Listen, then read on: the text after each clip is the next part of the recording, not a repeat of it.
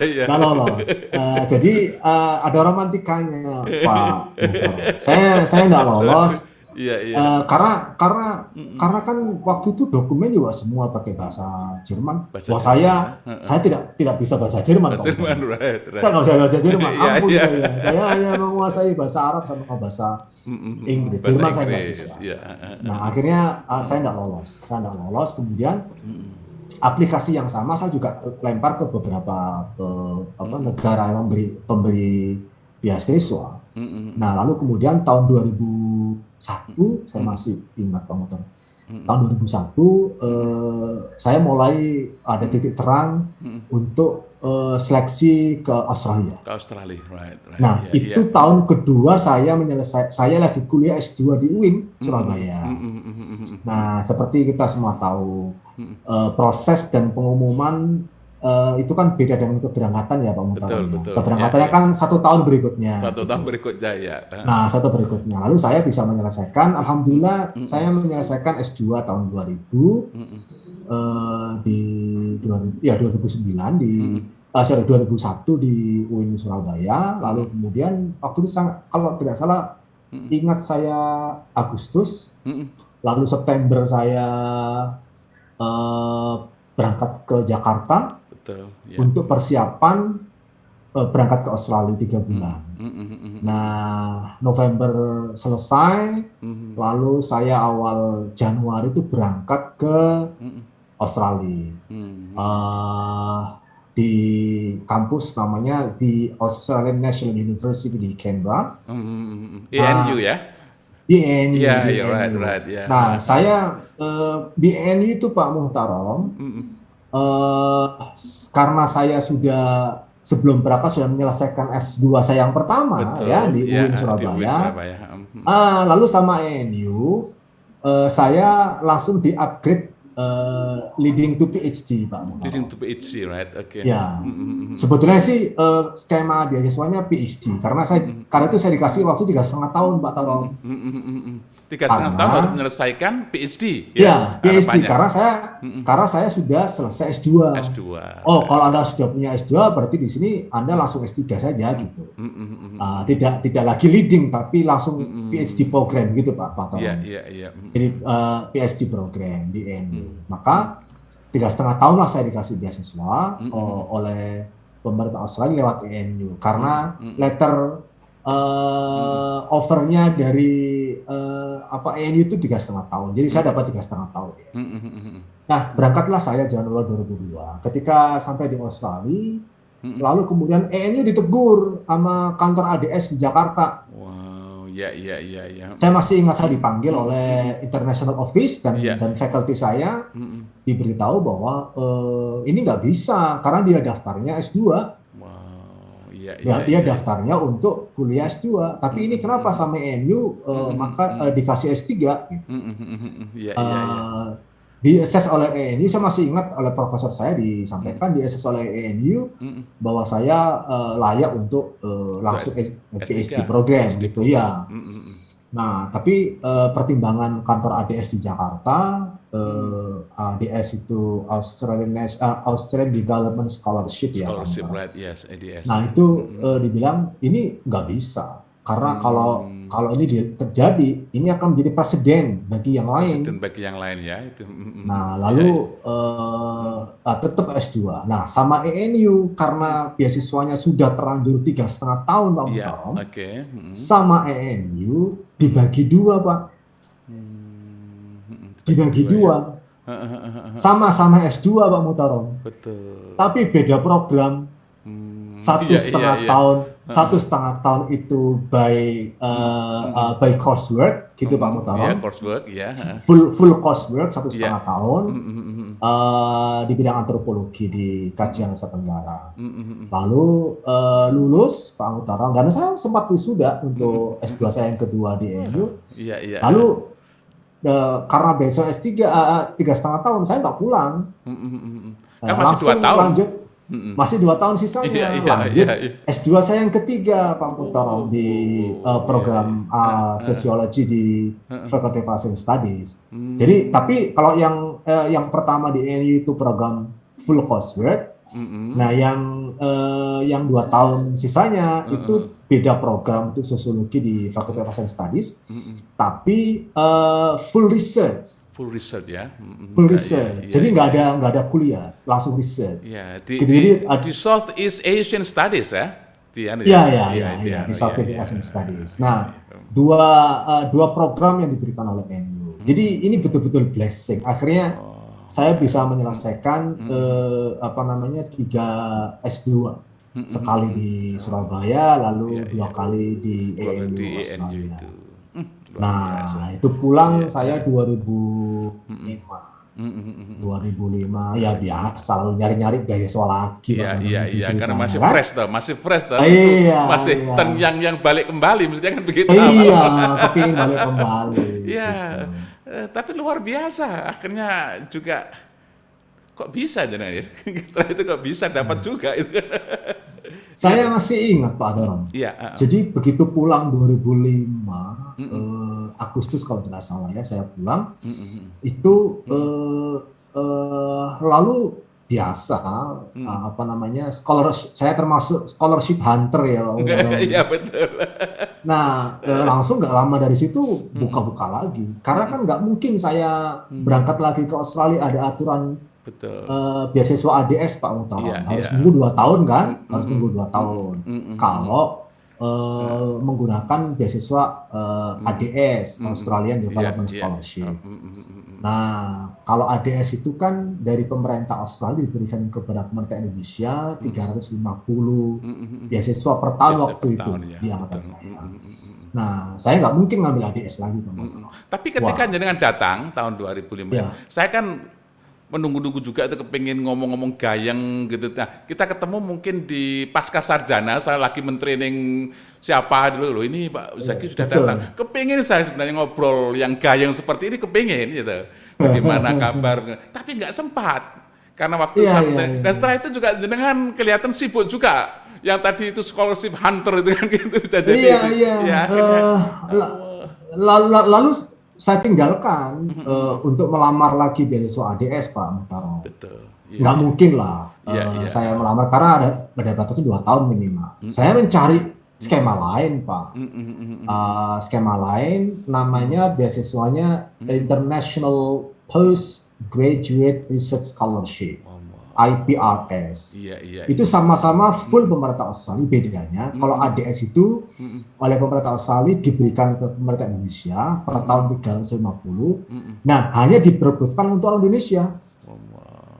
Tapi kalau IPRS namanya international Pak. International Postgraduate Research Scholarship itu dari pemerintah Australia, pemerintah federal diberikan ke perguruan tinggi Pak. Diberikan ke perguruan tinggi, tapi tidak segmented, tidak targeted tertentu untuk negara manapun, tapi terbuka untuk semua negara. Jadi saya berebut dengan orang Eropa, orang Amerika untuk mendapatkan beasiswa itu. Nah, saya sederhana Pak Mutaram. Ini tradisi orang miskin yang kepingin maju Pak Mutaram ya. Betul. Saya scholarship hunter tapi menggunakan teori tebar jala. Jadi saya lihat mana kampus, karena saya S2 saya dari kampus Group of 8 kalau di Australia, kampus ternama ternama sekali itu. Bintang 5 lah kalau hotel ya. Iya, Sydney Uni, ANU itu setara. Betul. ANU lebih tinggi bahkan tuh. Lebih tinggi. Nah, saya berpikir S2 saya dari kampus ternama. Saya ingin S3 lagi dari kampus yang setara lah Pak Mutaram ya. Lalu saya tebar jala, saya cari, saya hunting itu semua peluang beasiswa dari banyak kampus Pak Mutaram. Saya peluang cari profesor kan, kalau S3 itu kan harus punya profesor. Betul. Untuk calon membimbing kita gitu Pak Mutaram ya. Saya lalu komunikasi dengan banyak profesor di masing-masing kampus yang sesuai dengan keilmuan saya.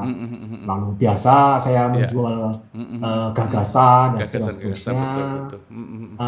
Lalu kemudian at the end saya harus mengambil keputusan. Lalu saya kirim aplikasi. Saya mengirimkan aplikasi itu ke 3 kampus Pak Mutaram. 1 KNU institusi saya, S2 alma mater saya. Lalu yang kedua itu di University of Queensland di Brisbane, di Queensland. Brisbane ya. Itu satu level Pak Taro sama itu satu level group of 8 ya. Sama ANU ya. Iya sama ANU. Tapi saya harus bilang ini strategi Pak Taro. Betul ya. Yang ketiga saya tidak boleh mengirim lamaran kepada kampus yang levelnya sama.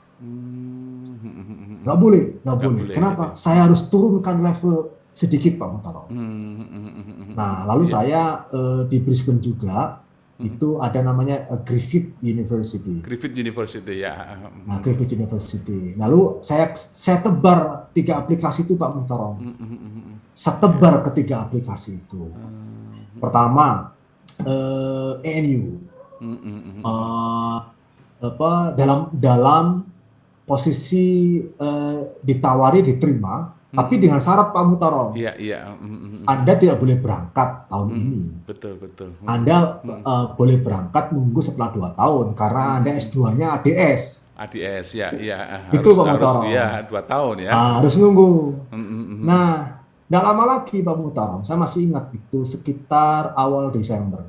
Nggak lama lagi, terpaut 2 minggu dari itu, saya dapat tawaran, aplikasinya diterima di Queensland, di UQ, University of Queensland. Queensland ya? Dan iya, lalu saya tanya, kalau paket beasiswanya sama Pak Mutarom ya, sama-sama IPRS, besarannya juga sama. Lalu saya tanya, saya berangkatnya kapan ini? Bolehkah tahun 2007 atau itu 2006 Pak Mutarom ya? 2007 Januari bolehkah saya berangkat atau nunggu saya 2 tahun karena saya baru pulang 2005 Agustus. Lalu dikonfirmasi oleh International Office di UQ, dia bilang, oh nggak ada masalah, Anda bisa berangkat segera. Waduh, menarik nih Pak Mutarom kan? Luar biasa. Menarik. Kalau ada yang cepat, kenapa saya nunggu gitu? Toh kampusnya sama-sama Group of 8, kampus bintang 5 di Australia. Nah, oke, itu udah aplikasi jawaban udah saya siapkan, saya kirim, saya confirm ngambil beasiswa itu. 2 minggu berikutnya Pak Mutarom, Griffith Uni mengabari saya juga, gitu, bahwa bilang Anda diterima di Griffith, gitu, Anda diterima di Griffith. Wah, mulai pening kepala saya Pak.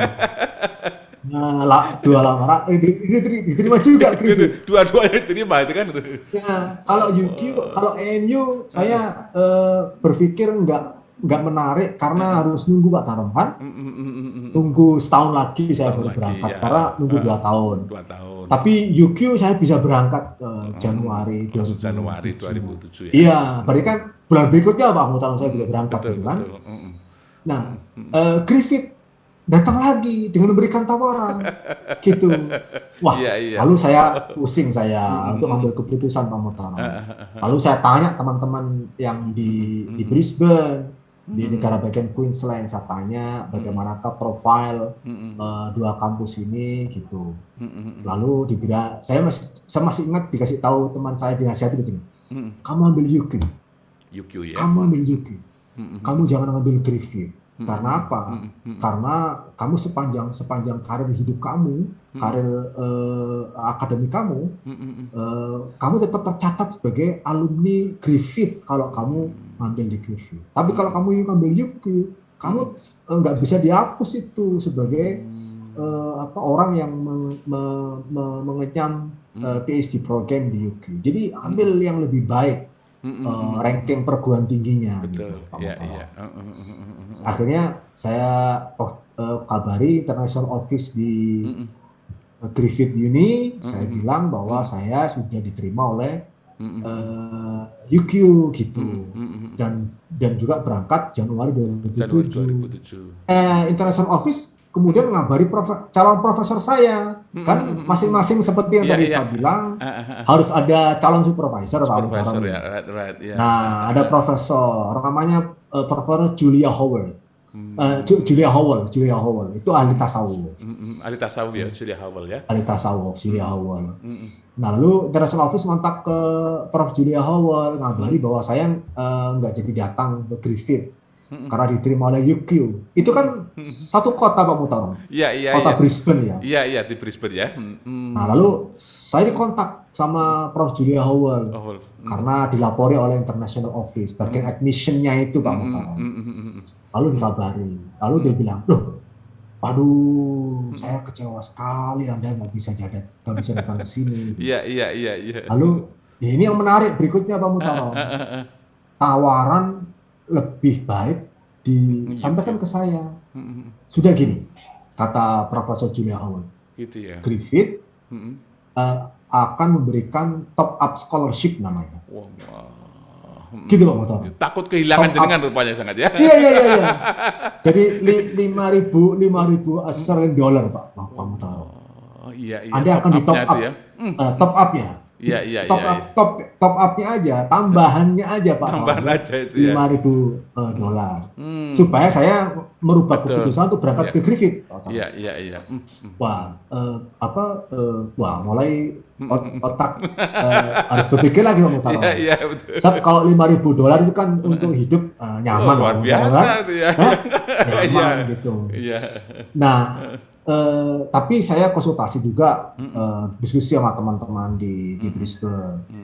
Dan saya pada titik mengambil keputusan bahwa saya harus tetap mengambil keputusan mengambil di kampus Group of Eight, walaupun beasiswa saya mungkin tidak meriah, tidak mewah Pak Mutarom. Mewah Griffith ya, tambah Iya, 5.000 lumayan. Tambah Luar 5.000, biasa itu. gitu. Nah, saya putuskan lagi ke International Office, bagian admission juga ke Prof. Julia Howell dengan segala permintaan maaf saya mohon izin untuk ngambil peluang beasiswa yang ditawarkan oleh UQ, bukan oleh Griffith, gitu. Nah, sudah Pak Mutarom. Lalu Januari saya berangkat ke Brisbane ya. Ke Brisbane, gitu, ke Brisbane. Nah, kebetulan di Brisbane itu ada forum Pak Mutarom, forum para akademisi yang bicara tentang Islam and Politics, gitu. Islam and Politics Group Discussion apa gitu ya. Nah itu diskusi fisik Pak Mutarom. Jadi kita datang kadang pertemuan sekarang di QQ, Queensland Uni, berikutnya di Griffith, dan seterusnya. Nah disitulah saya ketemu para ilmuwan di bidang saya ini, orang-orang hebat-hebat kelas dunia Pak Mutarom ya.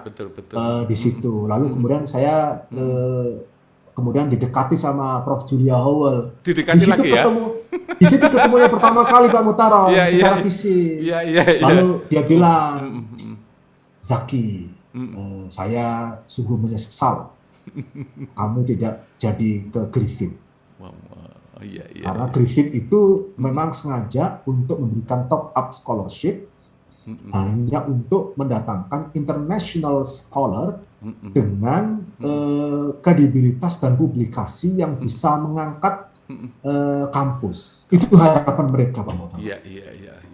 International scholar Pak Mutarom, bukan hanya Australian scholar Pak Mutarom, tapi international scholar itu bahasanya Prof. Julia. International scholar yang punya kredibilitas dan publikasi yang potensial untuk mengangkat nama Griffith, sehingga berani ngasih saya top up scholarship. Wah iya, saya bilang, oh iya Ibu, mohon maaf sekali, saya terima kasih atas perkenan Ibu selama ini memberikan rekomendasi hingga saya mendapatkan peluang beasiswa di Griffith, dan saya harus mengambil keputusan untuk kuliah di University of Queensland gitu. Mudah-mudahan lah kita tetap selalu bersama dalam dunia keilmuan ini. Tapi John Howard kan ahli tasawuf, menarik sekali itu. Dia tasawuf toh. Sehingga itu sangat berkepentingan dengan jenengan, senang sekali andaikan itu ya kan gitu itu. Wah, ya betapa saya nggak bisa membayangkan kecewanya seorang profesor kepada Zaki ya, Profesor Zaki kan itu. Oh, iya. Saya selalu diingatkan sama ngajar diskusi sama teman. Loh, memang mendapatkan kesempatan top up scholarship itu nggak semua orang. Iya betul. Biasa, Iya nggak toh. semua orang. Kan gitu ya, Iya Pak iya Mutar. betul betul lah semua Nggak orang. semua Oh, orang. oh, iya. Itu kesempatan emas dan kamu bisa ambil. Kalau kamu ambil itu ya hidup kamu selama kuliah S3 ya, ya eh, baiklah, nyaman sekali lah Pak Mutar ya. Hah? Betul betul. Iya Mapan lah. iya iya Tapi kan iya. untuk karir kamu, lebih baik mengambil dengan ranking yang lebih baik. Itu pesan teman saya yang Iya lebih iya. lama Heeh. di Australia gitu. Nah, lalu memang Pak Mutarom, ada ketika saya berangkat untuk S3 itu ada pergerakan ekonomi yang membuat biaya lalu melonjak tinggi Pak Mutarom. Iya karena dolar sudah semakin tinggi juga dan Ya, iya toh. dan waktu itu begini Pak Mutarom, ini soal tambang. Jadi ada tambang, pertambangan itu eksplorasinya makin masif di negara bagian Queensland. Queensland ya. Oh. Iya iya. Queensland. Nah, karena itu banyak pekerja dari selatan ke utara Pak Mutarom. Oh. Selatan itu berarti ya Iya iya iya. dari Victoria, dari Victoria, Tasmania, betul gitu Pak Mutarom kan. Iya iya. Bahkan New South Wales gitu, mereka datang ke Queensland dan sekitarnya di negara bagian Queensland. Iya Pak. iya. Itu yang membuat lalu harga menjadi mahal. Saya masih ingat sekali Pak Mutarom. Beasiswa saya itu 1.500 sebulan. Memang IPRS itu dari sisi maruah, itu lebih bergengsi, Pak. Lebih tinggi daripada yang lebih tinggi ADAP, daripada ya. ADS, ADS daripada juga itu. ADS. Iya iya iya. Dua kali tinggi, lebih Pak, tinggi. karena Dua kali lipat karena itu. itu international Iya. scholarship kan, Iya gitu. iya. Nah, tapi kemudian di Australia waktu itu lagi mahal-mahalnya, Pak. Betul. Pak Mutarom. Iya iya iya. Untuk sewa rumah saja, saya ngebayang waktu saya 2 tahun sebelumnya di Australia, Pak Mutarom. Saya bisa tinggal di suburb namanya Queanbeyan. Queanbeyan itu ya. Oke. Di Queanbeyan. Canberra, Itu right? kan Canberra ya. iya. Queanbeyan ya. Itu kan murah sekali, Pak Murah kan Mutarom, jauh dari kampus, tapi dekat ENU kalau dari KMBH gitu ya. Oh, Iya, murah iya. sekali itu. Murah sekali. Murah. Nah, jadi kita bisa renting 2 bedroom unit itu 110, 120. Betul. Iya, Kan gitu, iya. Pak Mutarom. Nah, begitu nyampe Queensland di Brisbane, yang kampus saya kan di University of Queensland itu kan di tengah kota, Pak Mutarom. Gitu ya. Di tengah kota, lalu mahal pasti, Pak Mutarom. Iya. Lalu saya saya take over dari teman yang pulang ke Indonesia saja, Pak Mutarom. Biasanya kan lebih murah yang gitu-gitu Lebih daripada murah, kita ya. langsung ke agen ya, ke rental. Betul. Iya. Itu saja masih saya harus membayar 235. Pak. Wow, 230. Oh, itu more Dua than kali double. lipat lebih tinggi itu kan? Iya, Dua more kali than lipat itu. double. Betul dari Canberra. Iya. Nah, artinya kalau 235 Pak Mutarom. Lalu 1 bulan itu saya harus kira-kira mengeluarkan untuk rental apartemen saja. Apartemen saja. Itu udah Iya. 1.200 lah Pak Mutarom kan. Iya, karena kali 4 Katakan ya, begitu. kan 4 toh. Iya, 4 iya. minggu kan 1 bulan. Iya, betul. Betul. Katakan menjadi Iya. 1.200 lah Iya, Pak atau Mutarom kan. 1.200. Katakan begitu ya 1.200. Berarti untuk itu cuma $200, $300. Iya. Belum bayar listrik, belum bayar broadband internet dan seterusnya Pak Mutarom kan. Wah, itu romantika kuliah S3 itu. Iya. Yang mestinya Jadi, 2 kali lipat, tapi ini karena mahal akhirnya Mahal. ya mungkin kurang kan Jadi 1 bulan. jadi ada perubahan Baik. ekonomi Pak Mutarom. Betul. Jadi orang lebih banyak ke utara. Mahal sekali. Iya. Tapi sampai selesai akhirnya ya, Pak ya. Saya dapat beasiswa di UQ itu 3,5 tahun Pak Mutarom. Sama lah ya, kalau standar Pak Mutarom ya, kalau Iya, S3 3,5 tahun. 3,5 tahun. Nah, tetapi kalau international IPRS itu 3 tahun Pak Mutarom. 3 tahun, tapi diberi peluang untuk mendapatkan extension itu 1 semester. 1 semester, per setengah tahun ya kan. Betul, Gitu, Mas. betul. Tapi alhamdulillahnya saya bisa menyelesaikan S3 saya itu plus riset ke Indonesia, Pak Muhtaram. Dalam waktu jauh sebelum apa namanya, pokoknya saya masih menyisakan beasiswa 1,5 tahun.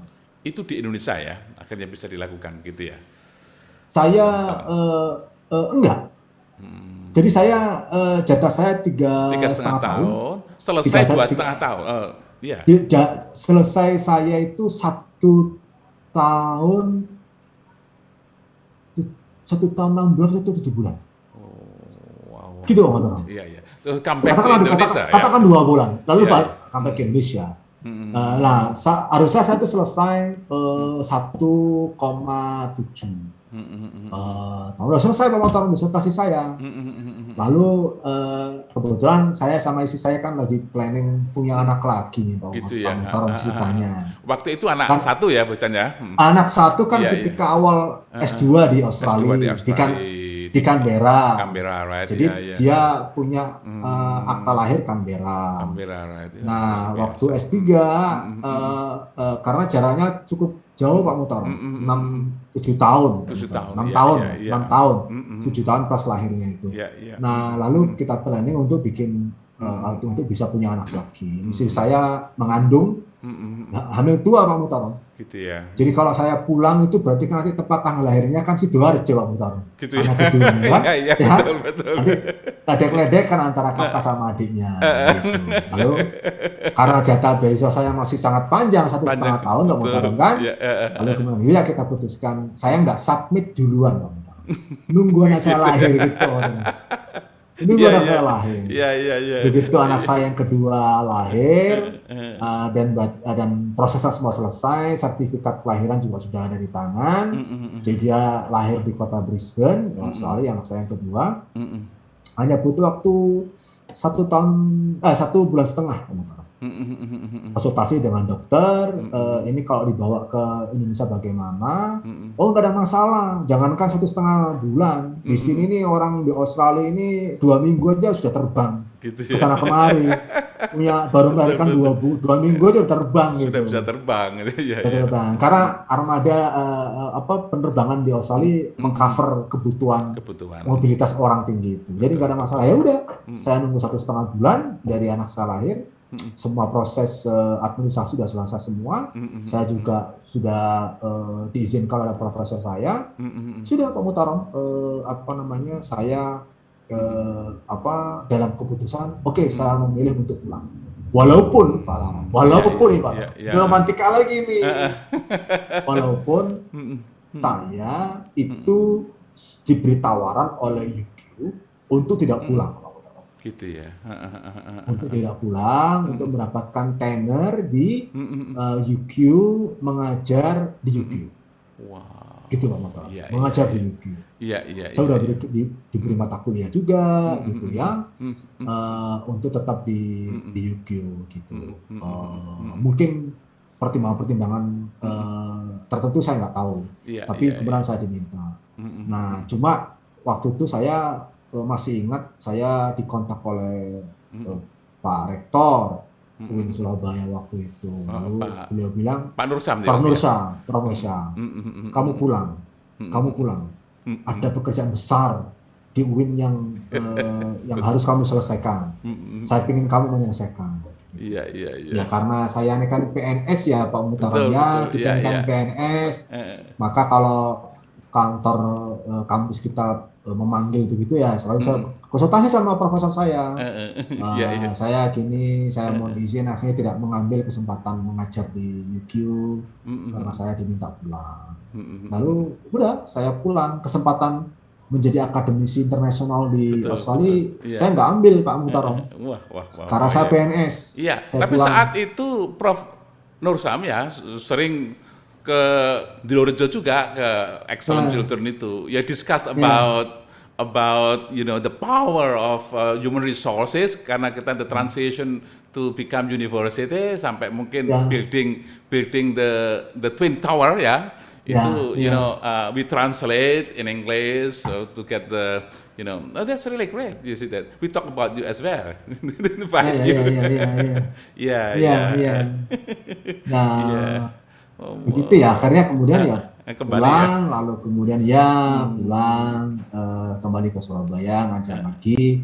Lalu diberi amanah untuk menjadi ketua tim konversi YIN ke UW iya iya iya wah Jadi sederhana Pak Muhtaram yang saya selalu menyampaikan kepada banyak orang, iya iya jangan pernah menjadikan keterbatasan itu ancaman untuk masa depan. Jangan pernah betul betul kemudian menyerah pada kondisi yang serba terbatas. Setelah saya menjadi dosen, Pak Karam ya, lalu kemudian kuliah ke Australia, itu malah itu belum profesor Pak, malah belum profesor. ya Jadi kok pulang dari Australia, lalu kemudian ada beberapa yang tanya, nak, ini orang tua Pak di kampung saya itu, nak, betul kamu dulu sekolahmu di mana?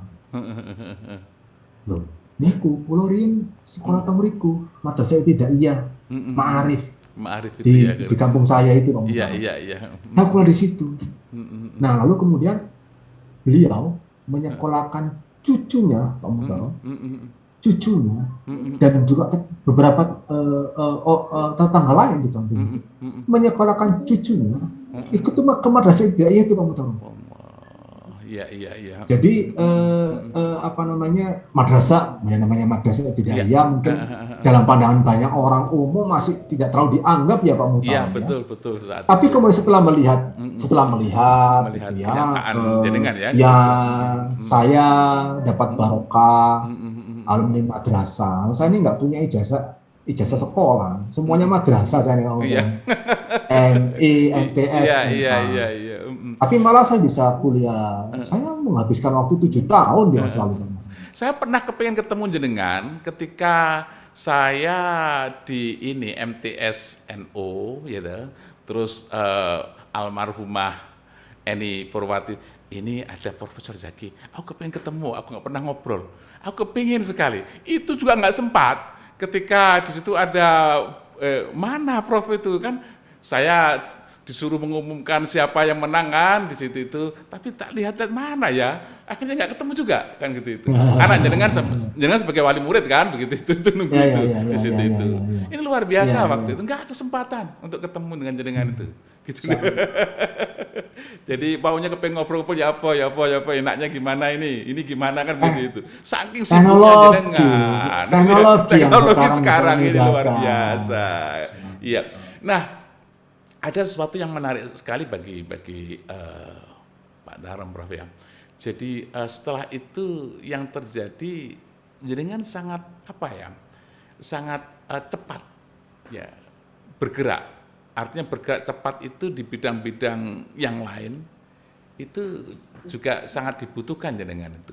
Dan bisa melakukan seperti mungkin Dewan Pendidikan kalau nggak salah itu kan gitu ya Dewan Pendidikan jenengan berarti memang bergerak di pendidikan di situ itu berarti sampai mengemban amanah yang luar biasa di Jawa Timur waktu itu gitu itu betul, masih sekarang betul. Sampai sekarang saya masih sebagai ketua itu ya Prof. Tahun terakhir ya. Nah itu apa yang dilakukan Dewan Pendidikan itu? Ini kan Dewan Pendidikan itu posisinya Pak Muhtaram adalah antara pemerintah dengan masyarakat, pemerintah dengan parlemen, gitu Pak Muhtaram. Pemerintah dengan dunia usaha. Jadi Dewan Pendidikan itu punya 4 fungsi. Fungsi mediatori, gitu Pak Muhtaram, memediasi antara pemerintah dengan masyarakat, pemerintah dengan parlemen, pemerintah dengan dunia usaha, gitu. Juga ada fungsi yang kedua konsultasi gitu, ya, konsultasi. Nah, fungsi yang ketiga ini fungsi support.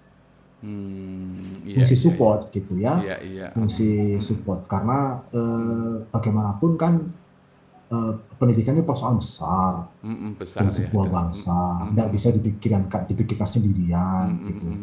Nah, posisi Dewan Pendidikan itu adalah memberikan support kepada pemerintah provinsi karena saya levelnya Dewan Pendidikan Provinsi Pak Muhtaram. Nah, sederhana seperti itu Pak Muhtaram, fungsi-fungsi yang ada di Dewan Pendidikan itu. Nah, saya sederhana sih Pak Muhtaram, belajar dari hidup sehat. Betul. Iya, iya.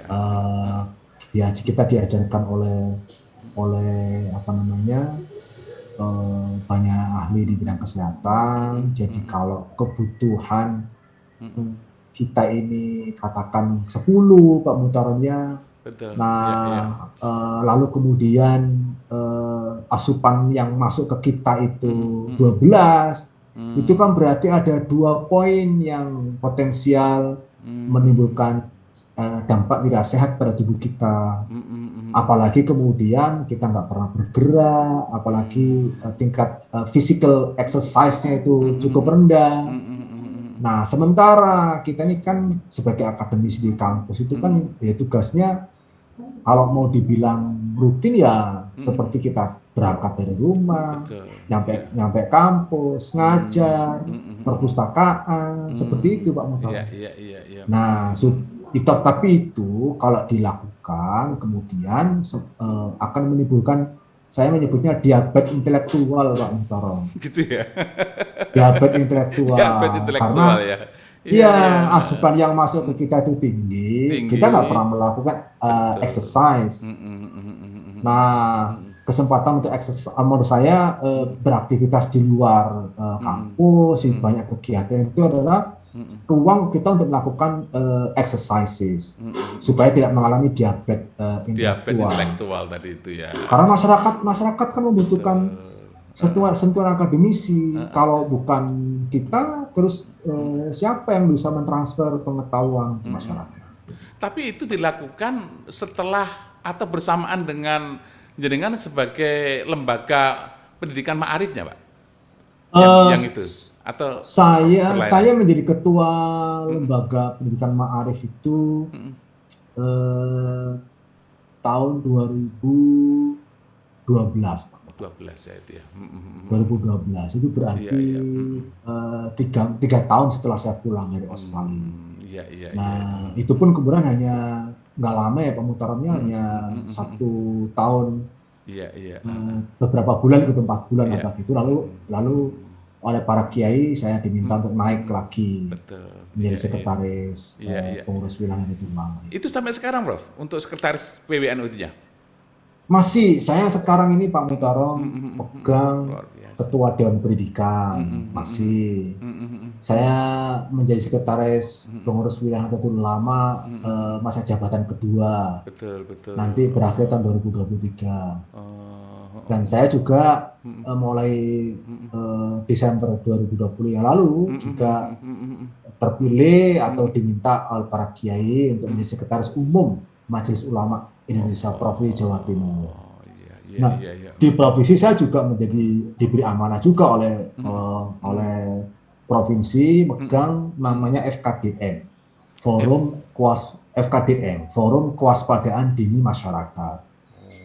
Nah, itu terkait dengan kerawanan sosial yang terjadi di tengah-tengah masyarakat. Nah, tugas FKDM itu adalah melakukan kajian lalu merekomendasikan kepada gubernur dan juga DPRD Provinsi Jawa Timur.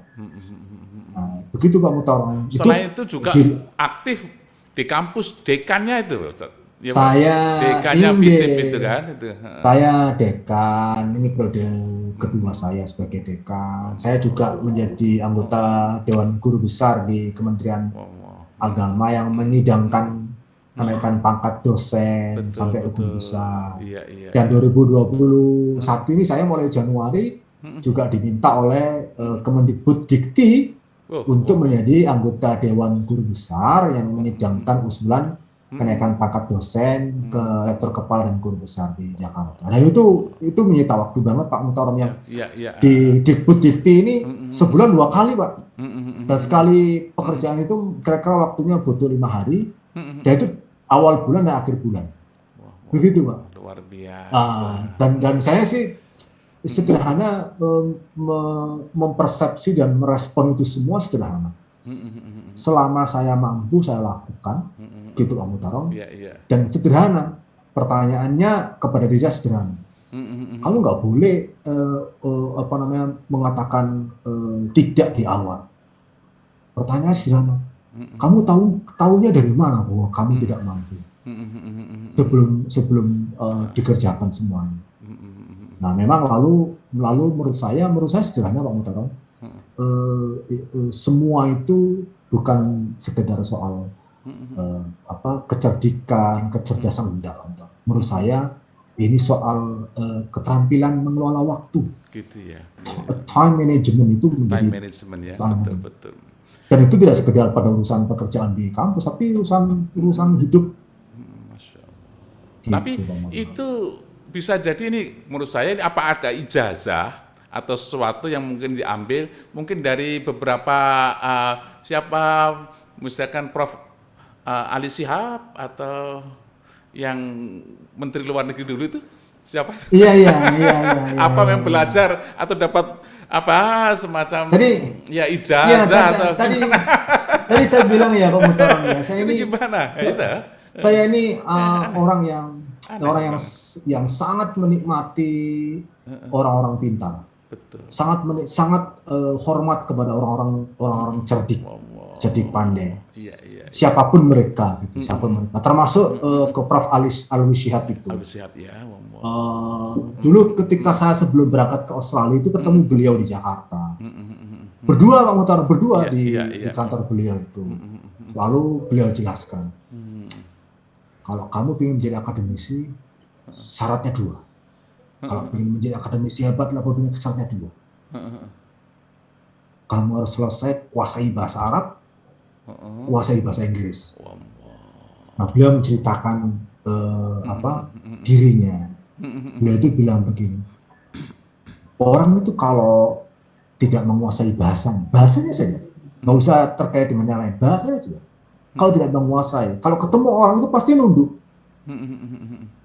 Tapi kalau penguasaan bahasa, kultur, apalagi ditunjang dengan keilmuannya, itu kita bisa berbicara dengan siapa saja, dengan kepercayaan diri yang kuat. Kenapa? Ya yang kamu baca saya juga sudah baca, yang kamu serap saya juga serap. Jadi kita selevel. Itu bahasa beliau disampaikan ke saya. Maka saya berbicara dengan siapa saja pada masalah. Zaki, Prof. Ali Shihab bilang begitu. Jadi dengan akademisi Amerika, beliau ini kan orang hebat ya, Prof. Betul itu. Cum laude S3 di Mesir, beliau juga cum laude S3 di Amerika. Waktu itu saya masih ingat orang seperti sekelas Cak Nurholis Majid saja menyebut ini mahkota ilmuwan Indonesia. Kalau bahasa Arab udah barang tentu. Selain beliau memang orang Indonesia keturunan Arab ya, tapi beliau memang S3-nya di Mesir gitu ya. Dan di Amerika. S3 lagi di Amerika. Jadi beliau itu double PhD loh. Prof. Ali Shihab. Lalu menjadi menteri luar negeri. Lalu saya terpesona dan nasihat-nasihat beliau itu luar biasa.